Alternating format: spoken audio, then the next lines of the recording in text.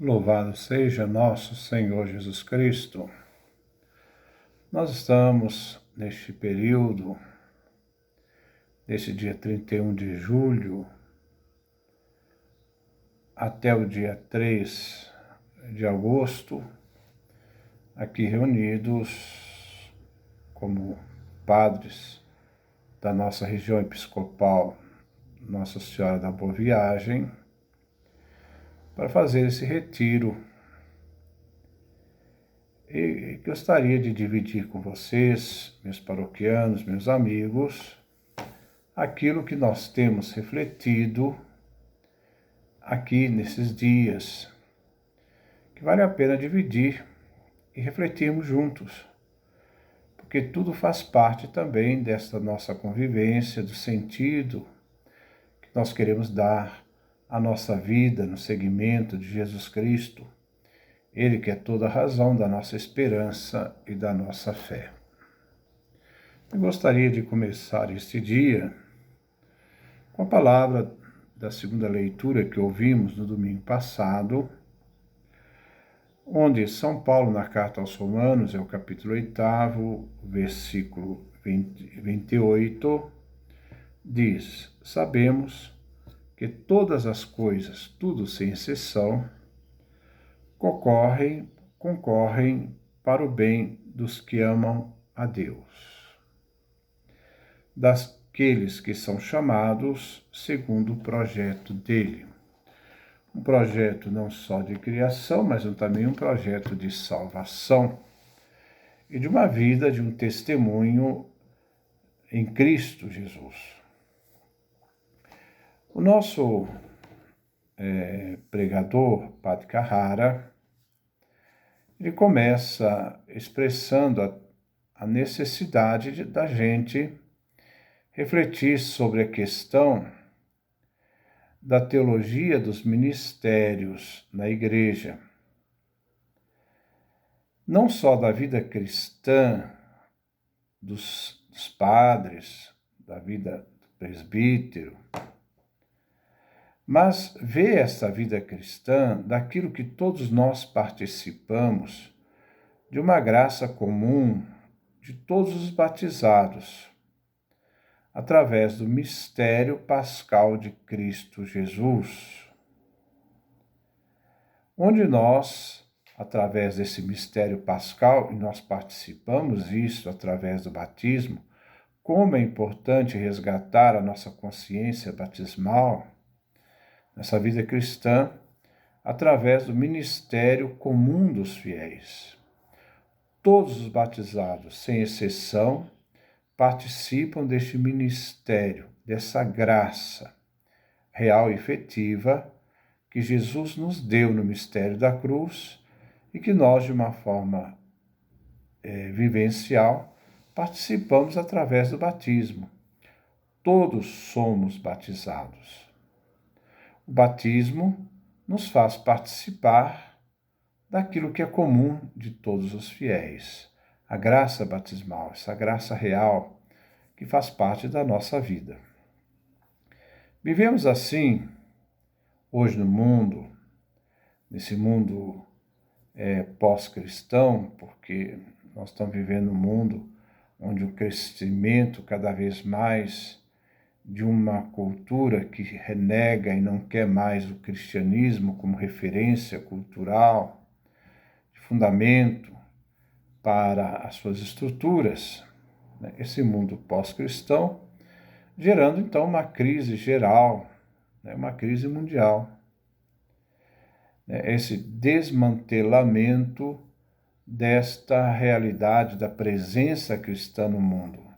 Então, todo esse trabalho de desconstrução que nós vemos no mundo, essa descristianização que a gente vê, isso gera problemas, crises, às pessoas.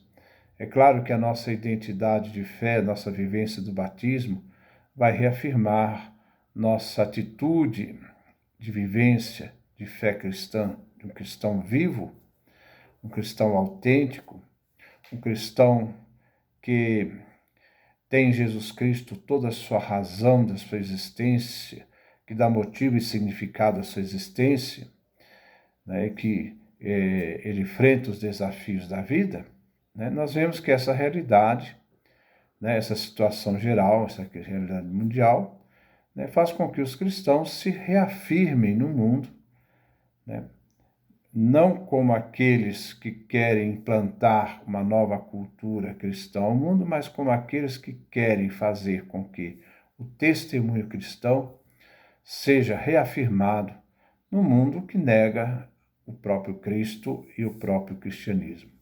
Mais do que nunca, ser cristão é um testemunho. A palavra testemunho da língua latina, um mártir, né? Alguém que faz transfigurar nessa realidade deste mundo a presença do Cristo no testemunho daquele que vive em Cristo.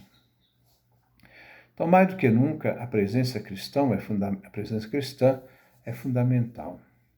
Hoje também nós vivemos um período de posições de igreja muito complexa, complicada, né? Nós vemos hoje vários modelos de igreja, um querendo se implantar sobre o outro, um querendo ter a verdade do outro, um querendo demolir a vivência do outro como se a vivência da sua perspectiva de igreja eclesiológica fosse a única e verdadeira, que os outros estão no caminho do erro, então coloca os outros no inferno, são demônios. São coisas que infelizmente nós estamos vivendo no dia de hoje, essa crise. Mas a nossa participação de batizados, a nossa vivência de batizado, é para nós transfigurarmos essa presença de fé e testemunharmos essa presença de fé. Todos nós batizados, todos nós cristãos batizados, participamos dessa graça, né, batismal. Então, às vezes se pergunta qual que é o lugar do padre no mundo hoje, né? Então, nós vemos, né, essas exigências que se faz sobre o que é essa igreja, as expectativas pessoais, as exigências que as pessoas têm para com a pessoa do padre, e às vezes até o próprio padre que vive momentos de crise, porque no fundo se perde um pouco essa identidade de alguns padres que perderam essa perspectiva da mística, de uma fidelidade, não vamos dizer fidelidade, vamos dizer de uma confiança total, de uma entrega total, porque ali é um projeto de Deus, não é um projeto nosso, né? E que gera certas situações, às vezes, onde as pessoas estão realmente perdidas, né? A pergunta é, o que me sustenta? Não só como padre, não só como os padres, mas como cristão, o que me sustenta? Né? O que mantém de pé? Né? De onde que vem, às vezes, essa falta de sentido? Será que não é porque nós estamos buscando muita confiança em realidades do mundo, nas nossas energias, nossas forças, esquecendo que o nosso sentido é uma vivência de entrega total, sem reserva, total a Deus? Como Maria, já citei esses exemplos também na nossa paróquia, esse exemplo de Maria, que é aquela que, diante da total confiança, fala assim, faça-se em mim segundo a tua palavra, eu estou aqui, o que o Senhor quiser fazer de mim, o Senhor faz.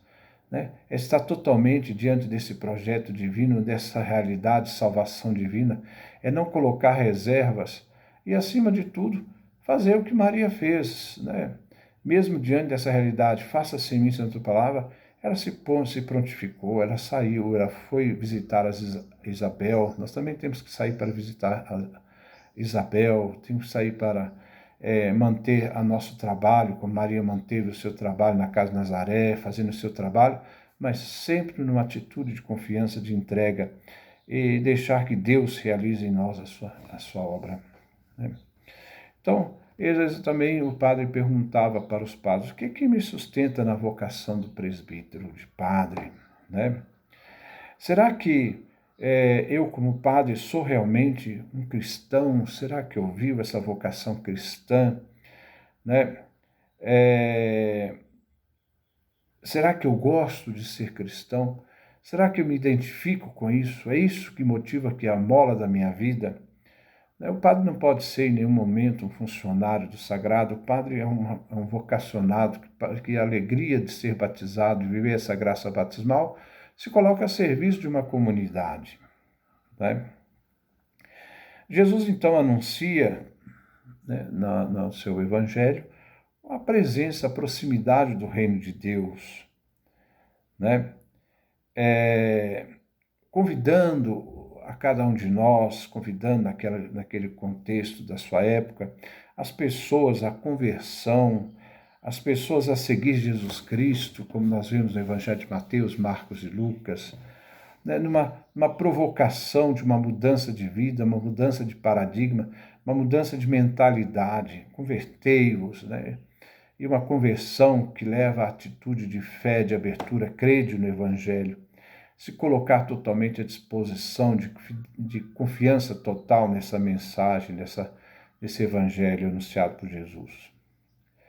Nós vemos também no próprio São Paulo, que enquanto Jesus faz dessa anunciação do reino e nos provoca duas atitudes, a atitude da conversão e, de outro lado, a atitude de crer no Evangelho, né?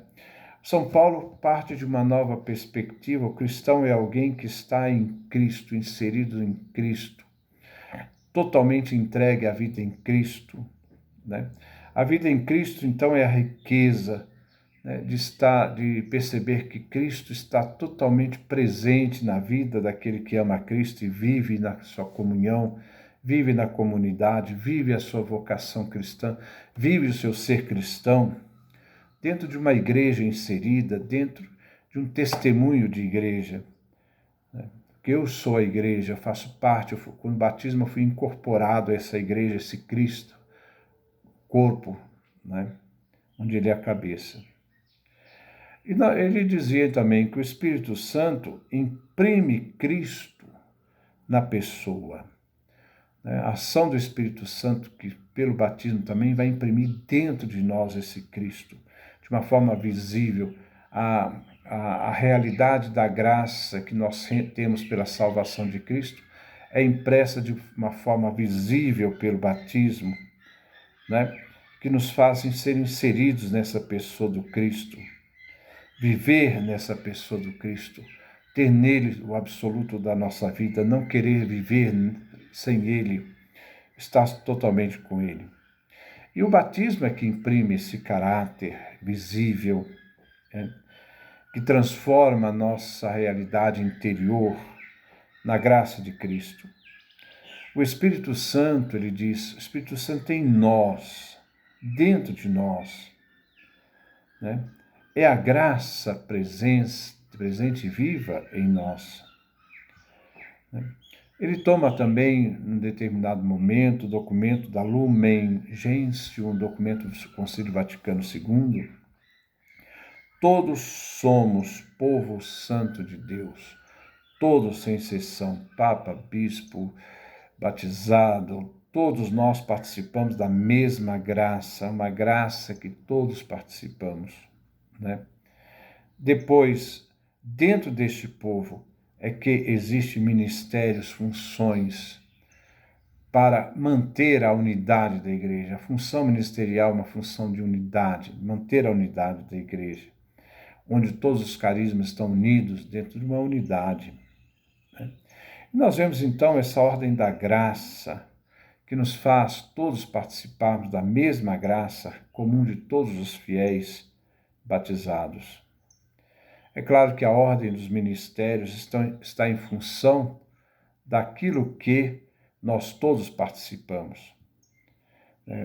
Existe uma expressão que eu aprendi muito na teologia: se todos somos iguais à graça batismal, nem todos fazemos a graça, nem todos fazemos a mesma coisa.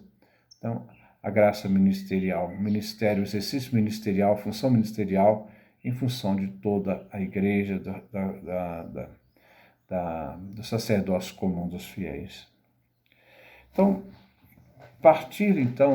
acho que vocês, meus paroquianos, vocês, meus amigos, partir da nossa pertença a essa igreja, esse corpo vivo de Cristo, enquanto aquilo que nós somos um povo de Deus, um povo consagrado, um povo eleito.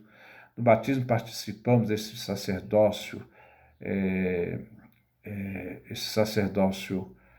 vamos dizer, sacerdotal, profético, né? Esse sacerdócio que nos faz também ser real, né? Sacerdotes, profetas e reis, né? Que nos dá participantes dessa graça. Então somos moradas de Deus, porque o Espírito Santo habita em nós. O plano de Deus, nessa disposição de Deus, que enviou seu Filho para que nós sejamos uma multidão de irmãos e perceber que o outro é meu irmão. É irmão não de sangue de família, mas irmão de sangue de fé, né? Que nos une em Cristo, Antes do batismo, eu tenho uma graça filial, mas o batismo explicita essa filiação, me faz viver mais intensamente, consciente dessa filiação batismal, do qual eu também participo. Né? O Papa Francisco salienta: todos somos filhos de Deus, sem exceção. Né? A graça tem dois caminhos, diz Padre Carrara. Primeiro, o ordinário, dentro da igreja, participante da igreja, membro desse corpo vivo, vivente, que motiva, que age dentro de nós. E o outro, o extraordinário, fora da igreja, né? É aquilo que,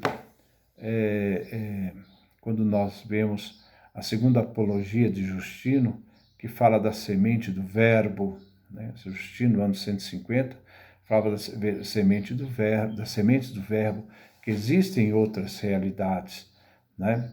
Embora Justino dizia que a igreja, os cristãos têm o verbo plenamente, mas as sementes do verbo, né, estão presentes em outras realidades também. Então, não há salvação, né? Dizia lá, na antiguidade, São Cipriano falava assim: não há salvação fora de Cristo, fora da igreja. Mas isso nós devemos ver no contexto que São Cipriano falava, no contexto de conflito.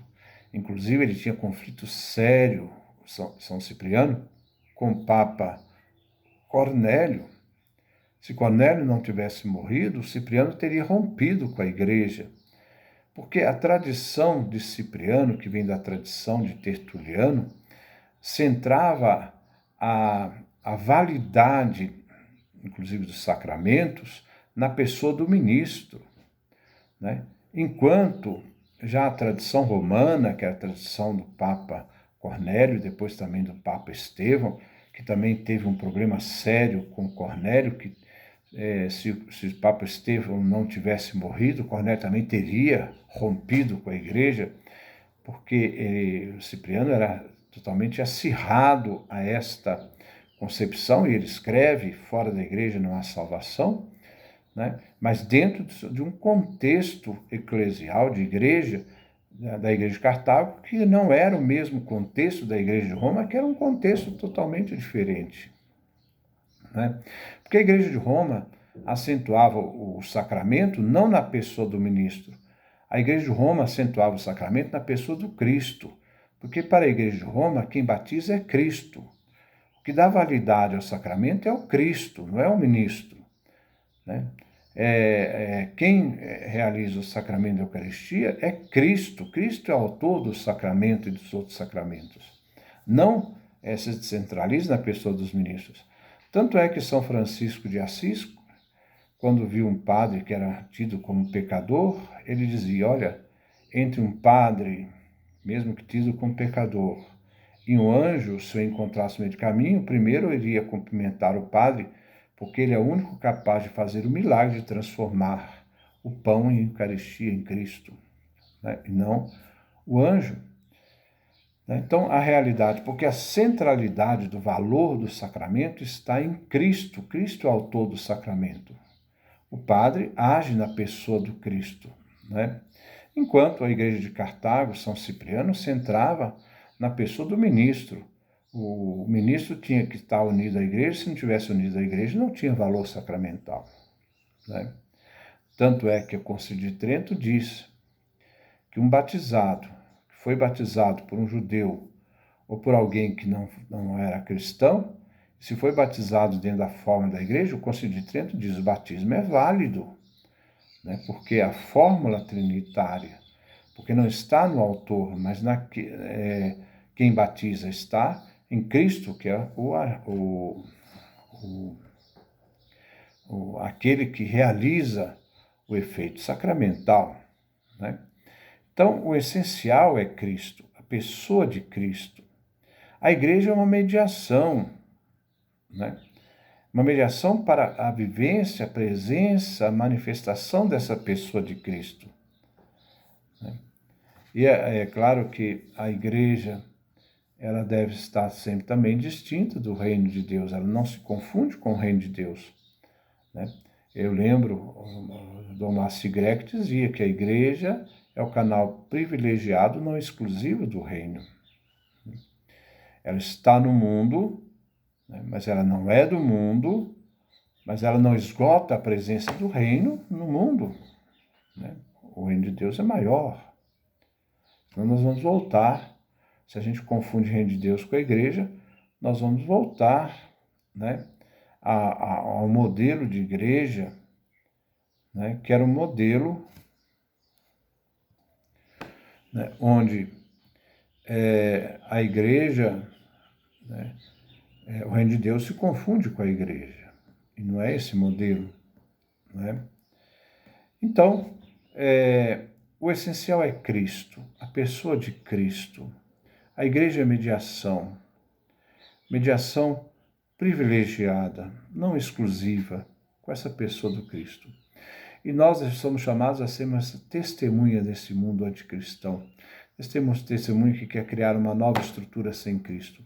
Nós não estamos muito diferentes da situação que estamos vivendo da época greco-romana, onde a predominância cristã era praticamente através do testemunho da igreja, porque ela mesma não influenciava muitas estruturas cristãs que hoje estão sendo demolidas, né, por essa realidade, não só neoateísta, mas também esse confronto da negação do cristianismo que nós vemos no dia de hoje, nessa pós-modernidade. Então, nosso encontro com Cristo se deu no batismo. A ordenação é um ministério que eu assumi, mas o ministério de um batizado que quer estar a serviço da igreja como ponto de unidade para a vivência de uma comunidade centrada em Cristo. Então, não só é uma fraternidade no sentido de uma comunidade de irmãos reais. Olhar no olho do nosso paroquiano e cada batizado olhar no outro do outro batizado, e até do outro não batizado, mas olhar nele uma pessoa irmã, uma pessoa que merece ser amada, ser resgatada, ser conquistada pelo exemplo, pelo testemunho, pela vida de amor a Cristo. Então, essa fraternidade, esse sentido de irmãos, né? Tendo como primeiro irmão o próximo, né? Tendo como irmão próximo, mas o nosso primeiro irmão é o primogênito, é Jesus Cristo, porque em Jesus é que nós nos tornamos irmãos e irmãs. E ele então pediu para que nós pudéssemos fazer a leitura da carta aos Efésios, capítulo 1, do versículo 3 ao versículo 13. Então, esse foi mais ou menos a primeira introdução, o primeiro dia de reflexão, né, que eu possa também ajudar vocês a pensar. Neste mundo de hoje, Ser cristão é estar totalmente inserido em Cristo e não querer viver fora dele. E viver esse testemunho, esse martírio, né, de que sem Cristo a nossa vida se esvazia, porque é nessa confiança total que nós encontramos toda a razão do nosso existir, porque é nele que realiza toda a plenitude do plano do Pai, em Cristo, para que possamos chegar à nossa realidade definitiva e final, a eternidade. Que Deus nos dê a sua graça, a sua bênção, a sua face expandir-se sobre nós.